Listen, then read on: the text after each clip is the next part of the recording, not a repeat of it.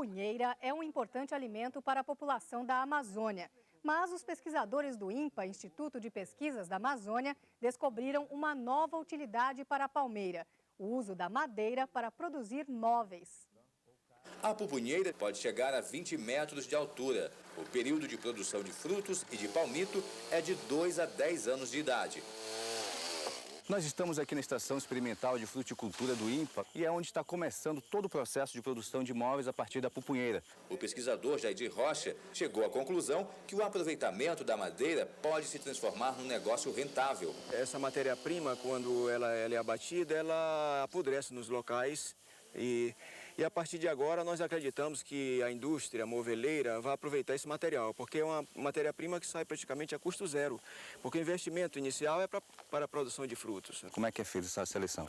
A seleção é feita somente com as palmeiras que estão acima de 10 anos e elas já atingiram grandes alturas e a produção de frutos diminui consideravelmente, tornando os custos da colheita bastante altos.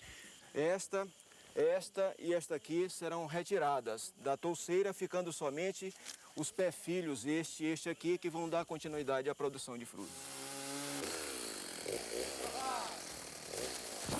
Os cortes são feitos de acordo com o tamanho dos móveis.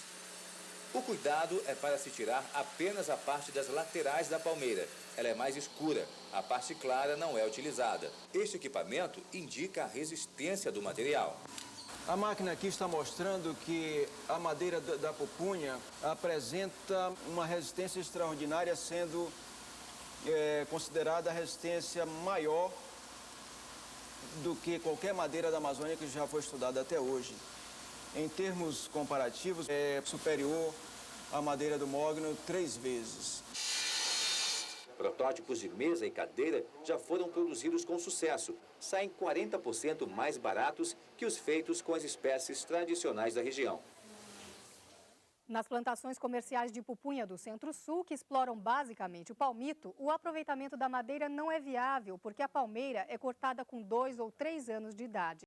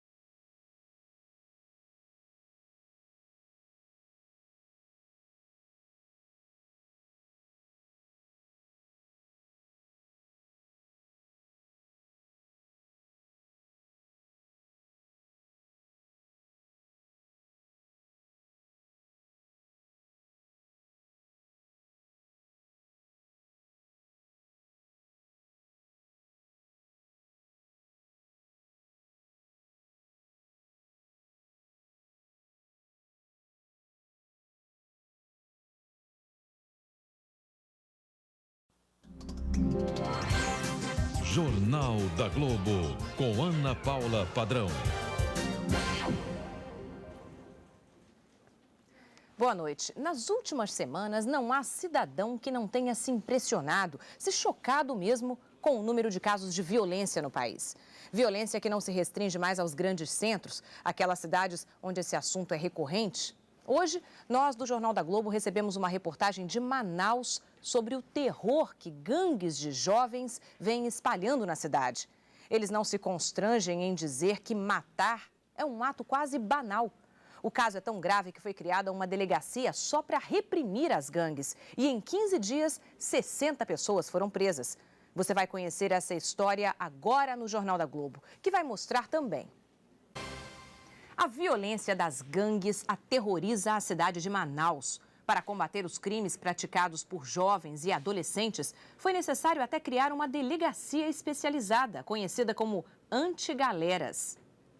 As gangues de rua de Manaus adotaram um nome comum ao das torcidas de futebol. Aqui, as galeras praticam crimes que vão de pequenos roubos até assassinatos, levam terror aos bairros. O aposentado Antônio Viana, de 74 anos, é uma das vítimas. Foi espancado porque não tinha 50 centavos para pagar como pedágio aos membros das gangues. Aí, quando eu disse que eu não tinha, ele largou nas nádegas. E aí, quando ele deu em mim, eu virei para ele, ele arrancou o pau da seca e caminhou esse mesmo pé, aí. Uma pesquisa da Secretaria de Segurança do Amazonas mostrou que mais da metade dos casos de violência em Manaus são praticados pelos integrantes das galeras, jovens que demonstram não ter limites. Tirar do mundo é matar agora.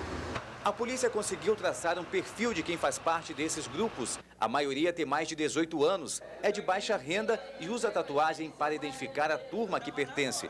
A melhor forma de reconhecê-los é pelas marcas da violência espalhadas no corpo.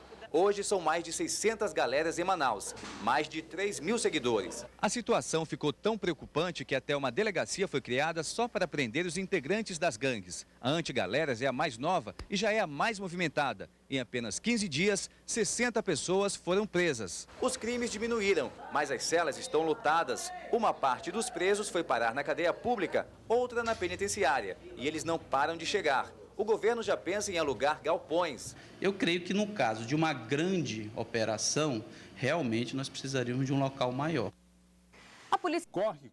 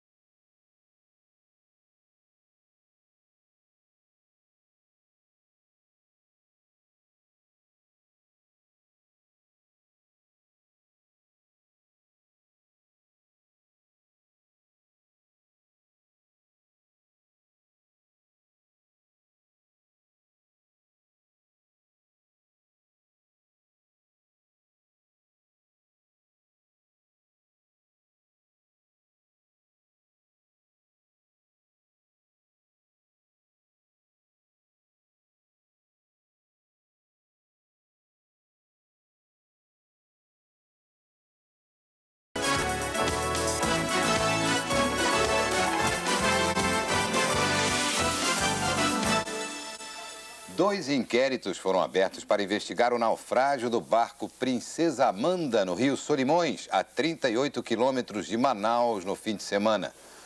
Um para saber as causas do acidente, o outro para apurar denúncias de parentes das vítimas. Eles dizem que houve suborno para que o barco fosse liberado no porto de Manaus. Durante os 2 dias de operação, os mergulhadores do Corpo de Bombeiros resgataram 18 corpos. Eles estavam dentro do barco Princesa Amanda, a 22 metros de profundidade. Não é possível afirmar ainda quantos morreram. Numa estimativa não oficial dos bombeiros, 20 corpos podem estar presos nos camarotes e nos compartimentos de carga. O número de sobreviventes, mortos e desaparecidos acaba revelando um problema comum entre as embarcações regionais. A lista oficial de passageiros nem sempre retrata a realidade. Há registros de pessoas que morreram no naufrágio que não estavam na lista. Esta sobrevivente perdeu uma filha de 3 anos que, pelo registro, não estava a bordo. Só estava o nome da maior, da de 13 anos, que estava na lista. Da menor não estava. Na tarde de ontem, o vigilante José Silva contou por que a embarcação foi liberada do Porto de Manaus por um sargento da Marinha, mesmo estando com excesso de carga e de passageiros. Deu suborno de R$1.000. Tem testemunha que viu isso lá. Diante das denúncias de adulteração da lista de passageiros e de suborno, a Capitania dos Portos já autorizou a abertura de 2 inquéritos. Um administrativo, que vai apontar as causas do acidente, e um segundo, chamado policial militar, que vai dizer se o sargento da Marinha recebeu propina ou não. Se for configurado as graves denúncias que estão sendo imputadas a ele, a Marinha se sentirá muito desonrada por uma atitude indigna desse militar. Investigação das causas do naufrágio do barco Princesa Amanda no Rio Solimões, no Amazonas. 16 pessoas morreram, segundo os novos números da Marinha. A Capitania dos Portos vai apurar a denúncia de que um sargento teria recebido dinheiro para liberar a embarcação com excesso de carga. Neste momento, os mergulhadores do Corpo de Bombeiros continuam a busca pelos corpos das vítimas. Eles tentam abrir os camarotes e os compartimentos de carga, onde pode haver mais mortos. A Marinha fez uma recontagem no número de vítimas fatais e divulgou em nota oficial que seriam 16 e não 18 os mortos no acidente.